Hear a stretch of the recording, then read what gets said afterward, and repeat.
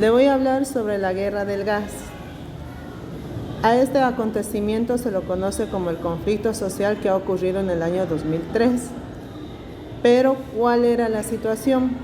Primero, este problema se da por la explotación de reservas de gas natural que fueron descubiertos en ese tiempo en Tarija. Estas reservas de gas que han descubierto eran catalogadas como el segundo yacimiento más grande de Sudamérica. Así que nosotros teníamos una excelente reserva de gas natural. Pero el detalle era el siguiente. El conflicto de la guerra del gas estaba relacionado con la exportación de este gas natural de nosotros, que lo íbamos a vender a Estados Unidos y México.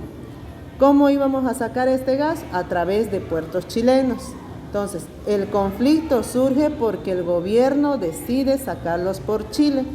La población no lo aceptó, ellos querían que sea por Perú. Debido a eso hubo problemas y los sectores sociales pedían principalmente la demanda de la guerra del gas, que era la no exportación de gas natural. ¿Por qué? Porque ellos decían que primero tiene que haber una política interna para abastecer el mercado interno. Primero tiene que ese gas llegar a las casas, garantizar que tengamos una mejor distribución de este recurso natural. Ya cuando Bolivia tenga bien organizado esto, recién poder venderlo al exterior. Entonces, eso es lo que se estaba pidiendo. Aparte de eso, también estaban reclamando el precio por el que se estaba vendiendo, ya que se estaba vendiendo a menos de $1 el millar de BTU. El BTU es una medida de temperatura con el cual se mide lo que es la cuestión del gas natural. Algo así, no estoy muy familiarizada con ese término, pero es una medida de temperatura. Y también dentro de este problema del gas había una demanda por una asamblea constituyente. Los antecedentes. Primero, este problema de la guerra del gas surge desde el gobierno de Jorge Tuto Quiroga, que asume la presidencia, ¿no ve? Después de que falleció Hugo Banzer Suárez, él asume la presidencia y él decide proponer que se construya un gasoducto a través de Bolivia, Chile, y que sea una ruta al Pacífico para vender a México y Estados Unidos. La población buscó alternativas porque no estaban de acuerdo de que se venda por Chile. ¿Por qué? Por ese problema, por esa problemática, ese resentimiento que tenemos con los chilenos de que por ellos hemos perdido el mar, no tenemos una salida soberana y todo eso. Entonces, por ese motivo no querían de que sea por Chile, querían que sea por Perú. Pero el detalle es que si exportamos y se construye el gasoducto por Perú, nos iba a costar mucho más caro. Era dar, como se dice, una vuelta. Por Chile nos iba a costar alrededor de $600 millones la construcción del gasoducto. Pero por Perú teníamos que aumentarle $300 millones más. En total serían $900 millones la construcción del gasoducto por Perú.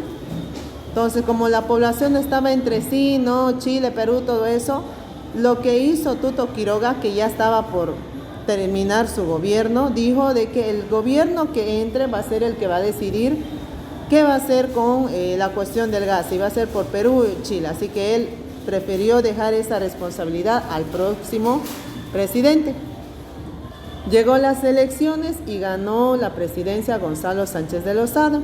Y ni bien asumió la presidencia, él indicó su preferencia que el gas debería ser exportado por puertos chilenos. Entonces, ¿en qué consistía esto de exportar por puertos chilenos? Primero, una inversión de $3.000 millones, el precio de la venta menos de $1 el millar de BTU, que es lo que hace un momento le expliqué, y las ganancias. Iba a haber una ganancia de aproximadamente $1.000 millones, de los cuales Bolivia solo iba a recibir el 18%, o sea, $180 millones, nada más. Entonces, ese descontento había de los sectores sociales. Pero, ¿qué respondió Gonzalo Sánchez de Lozada? Salió públicamente y dijo: el Estado soy yo, y que no va a ceder ante los reclamos de la oposición, movimientos sociales o cualquiera que esté en contra de lo que es la construcción del gasoducto por Chile.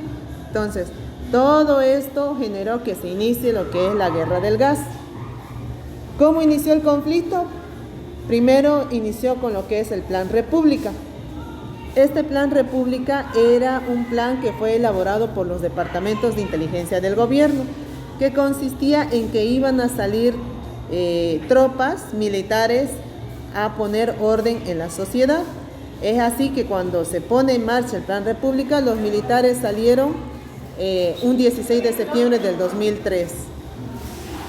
¿Cuál fue primero lo que hicieron estos militares? Las tropas tomaron posiciones estratégicas como ser Guarizata, Sorata y El Alto. Quien estaba a cargo de este Plan República era el general Arnés. Él recibió las primeras órdenes, que fue de custodiar Sencata, la región de Sencata, el 9 de octubre del año 2003. Al día siguiente, el 10 de octubre, también debía escoltar cisternas con varios vehículos blindados. A esto se le conoce como el convoy de la muerte, porque eran cisternas cargados de gasolina y algunos con alimentos que iban a bajar desde la ciudad del Alto hasta la ciudad de La Paz para abastecer de gasolina a todos los surtidores. Entonces, para que no haya ese enfrentamiento o haya ese bloqueo de las cisternas, los militares tenían que custodiar este recorrido. Ya el 11 de octubre sale el primer convoy transportando gas licuado más un cisterno. Primer enfrentamiento que se da es en Guarizata, en donde intervienen las Fuerzas Armadas y se enfrentan contra el pueblo de Guarizata. Esta acción dejó como saldo 6 muertos, 5 eran campesinos y 1 era un soldado.